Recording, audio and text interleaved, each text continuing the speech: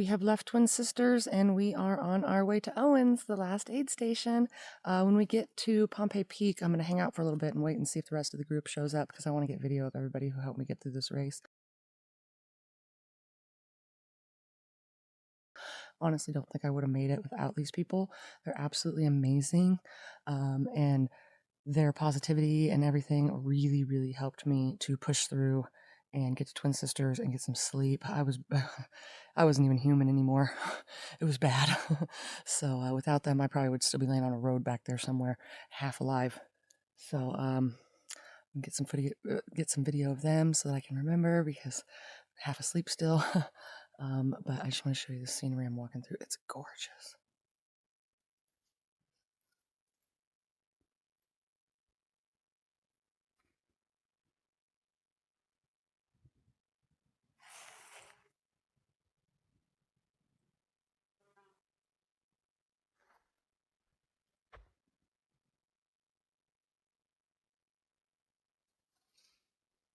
Bruce already snuck past me.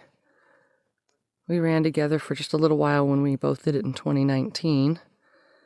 But, yeah, he's hoofing along, so he'll probably be up at Pompey Peak, if not already gone. So I hope to get a picture with him before he leaves, too. But he might finish and be gone. He was hoofing it.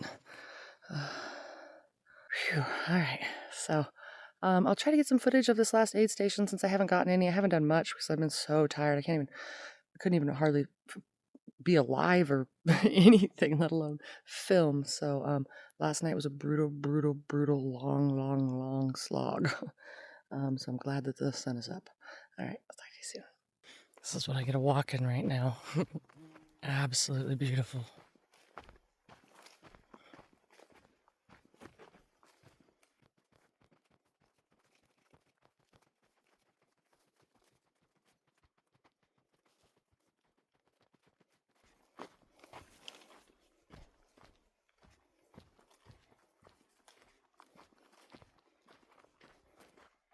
Absolutely glorious. My teeth are disgusting. I can't wait to brush my teeth. I have a toothbrush at this next aid station. I apologize for my nasty self. All right, I'm gonna get back to this. This is a gorgeous place. Wow. So the rest of the BF5, Stephen, Tina, Seka, and Jesse caught back up to me probably a few miles before Pompey Peak. And we climbed up there together and we all did that last section to Owens Creek together. Before we got to Owens Creek, we came upon this nice little waterfall, and we all stopped there and got something to refresh our water and had snacks for a little while. And I went back and got some footage of that waterfall, and I'll put that in here. Hi, Tina. Hi, Stephen. Hi, Jesse. Hi, Seka. I'm back at our waterfall, the one that we stopped at and got a drink and had snacks at on the way from Twin Sisters to Owens. Thinking about you guys. Hope you're all doing well. I have decided to name this falls Washabum Falls. But yeah, so that was a really nice little extra bonus water that wasn't on the map that we got to enjoy. And then from there we headed all the way down to Owens.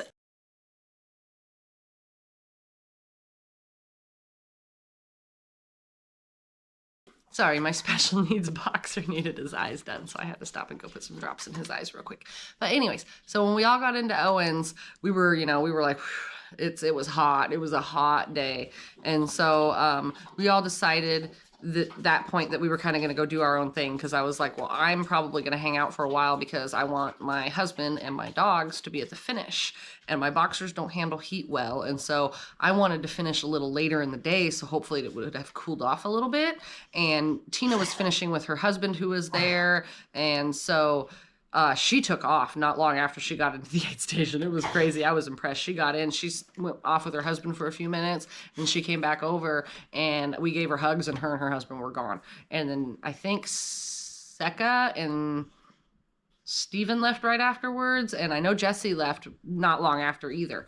And so I was the last one at the aid station, and I was sitting there, and I'd eaten, and I was, changing my shoes and everything, getting ready to leave, and I was looking at the time, and I was like, man, I can't hang out here until it gets cooler. I'm like, I know my husband has AC in the truck. I'm like, we can get the dogs wet. Clyde, honey, what do you need? You're fine. You want to come lay up on the couch?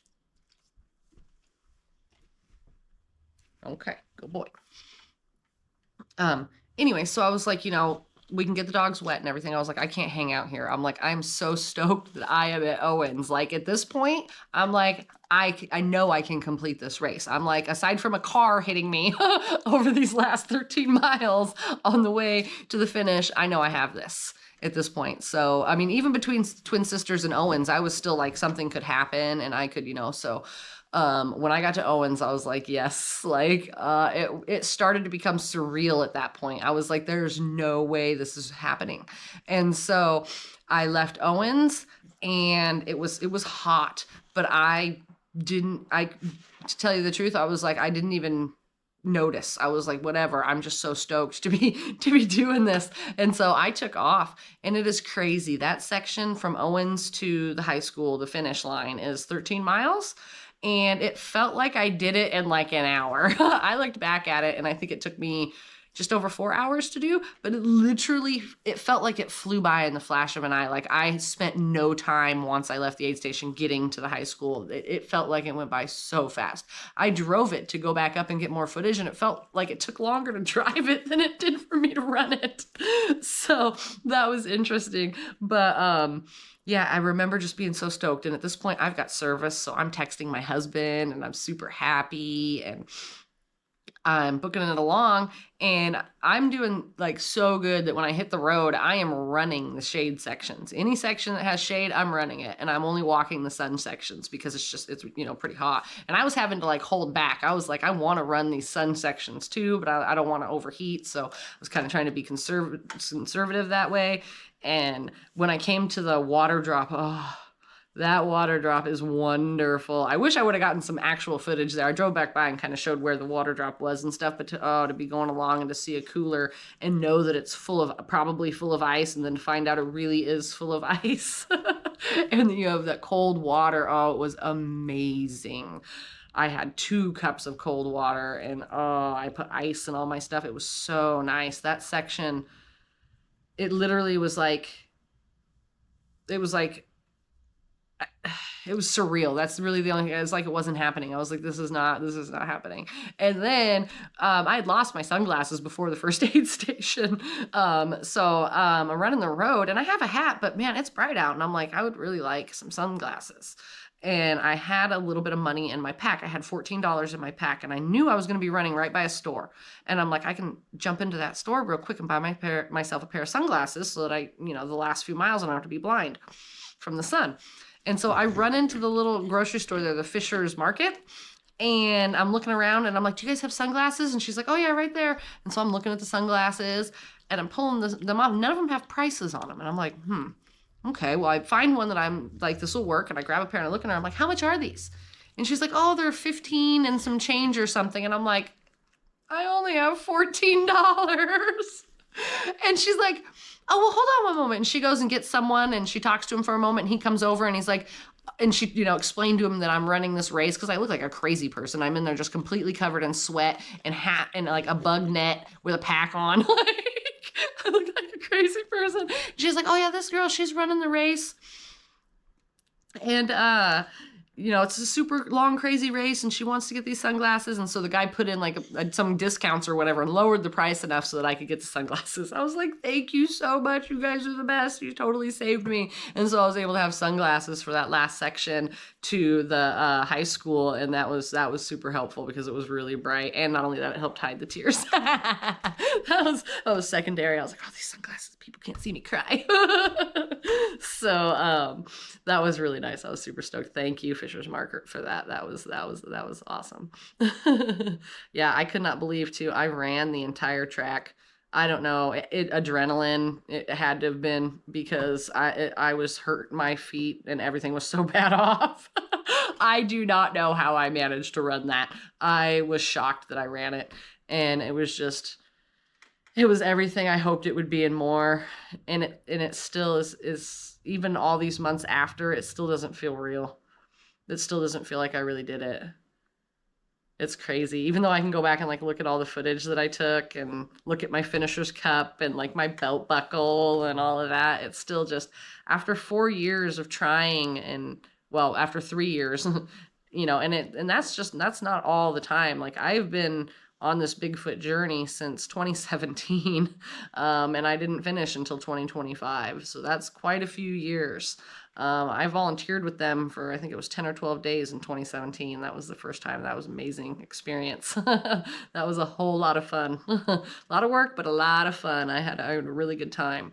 Kind of bittersweet, because not long after that, my boxer that I had at the time passed away. He had a heart problem. And I mean, I knew we were on borrowed time, but I didn't realize that we were that close to losing him. And we literally, like 2 months after I volunteered for Bigfoot, he passed away. And that kind of makes the whole Bigfoot thing kind of a love-hate type thing for me, because I mean, as much as I love it, I'm like, I would give all of it up in the blink of an eye to get those 10 or 12 days back with Willie. No question. I still feel very, very guilty that I wasn't with him and I was off doing that instead.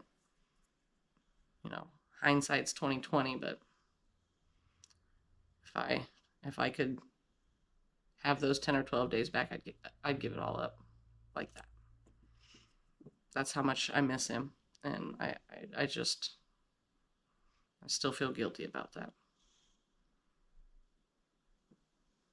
But I know Willie wouldn't want me to feel guilty. I know he's proud of me. He's a sweet boy. I'll put a picture of him up. He's my baby. But yeah, so I've been at this since the first attempt was in 2018. It was a pathetic attempt. I underestimated Bigfoot Something Fierce the first year I ran it. I only made it to Windy Ridge. I did not carry enough water. I was using iodine tablets to purify my water with. Don't ever do that. It tastes so bad. You literally cannot force yourself to drink it. It's so bad. Luckily, I ran into someone who had a water purifier and was able to get some water for me. My kidneys were hurting so bad when I got into Windy Ridge that year because it was hot and I didn't have enough water. I DNF'd that year at Windy. It was not good. And of course, I'd never attempted to run any race before Bigfoot 200. Like any. I had never done any race. I think the longest distance I had ever done was 24 miles. A loop I like to do out by Packwood. So yeah, I underestimated it a little bit. learned a hard but good lesson.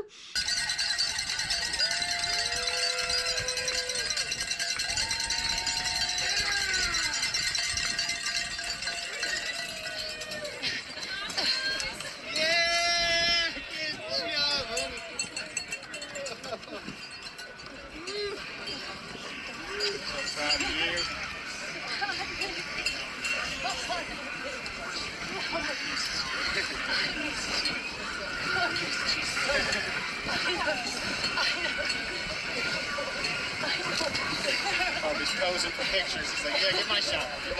Did I get you all outside? Did I get you all outside? Okay, these are my Bigfoot 200 finishing legs and my filthy shorts. I got some battle wounds along the way. Both my ankles are swollen. My right considerably more than my left, but all swollen. They'll go away. And I got this in the boulder field.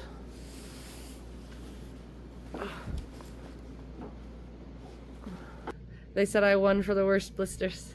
Oh yeah, my buckle. Finally. We literally just got back. I don't even have words. I will see you after I sleep. We told the line at noon. The long bus ride finally behind us. A group of nervous strangers wondering about the possible dangers beyond the starting arch. With the countdown done, with a parting high five from Bigfoot, we headed out into the unknown.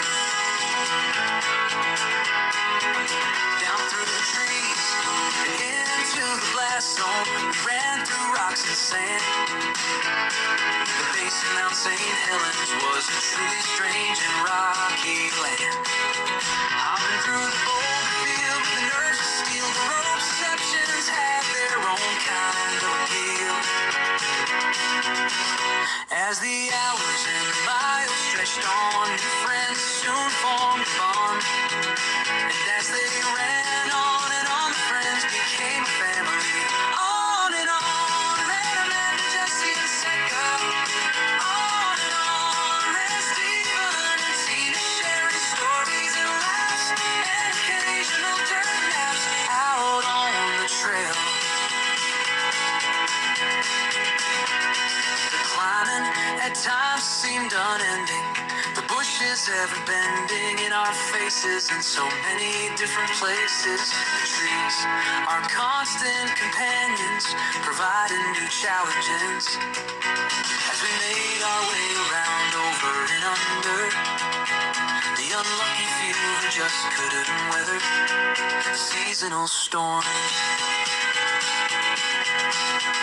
We ran past creeks and streams and rivers and lakes, filling our bottles whenever we could. Thankful for the cool, refreshing water as the days grew hotter and hotter. The final miles on the blacktop road, serving as a reminder we were entering a different world. Yes, we were entering a real world. On and on, ran Amanda, Jesse, and Seca. On and on, ran Stephen and Tina, sharing stories and laughs and occasional dirt naps out on the trail. One by one we entered the high school track, to the cheers and shouts of friends and family. Our happiness was overwhelming, and our lives were forever changed by the hours and the miles spent on the mountain range. And in our memories